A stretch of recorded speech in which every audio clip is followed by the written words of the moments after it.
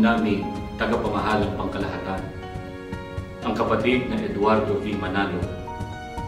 Ang pagsapit po ng inyong ika-16 na taong pamamahala sa loob ng Iglesia ay napakalaking kahayagan ng pag-ibig po at pagmamahal ng ating Panginoon Diyos para sa kapakanan po ng Kanyang bayan sa mga huling araw.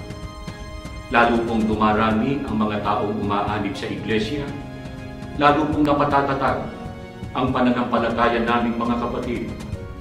Tumitindig po ang malalaking mga gusaling sambahan, lalong nadaragdagan ang mga ministro at mga manggagawa at ang mga may tungkulin na nagmamalasakit po sa kapakanan ng Iglesia.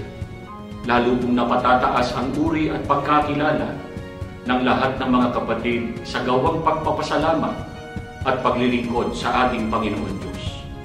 Lahat po ng ito ay kahayagan at matibay na patotoo na pagsama po ng Panginoon Diyos sa inyo pong matagumpay, punong-puno ng pag-ibig at pagmamahal at makapangyarihang pamamahala sa loob po ng Iglesia.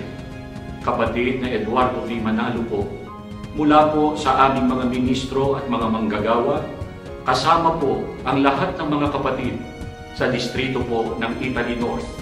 Kami po ay bumabati sa inyo. Happy anniversary po! We love you so much po!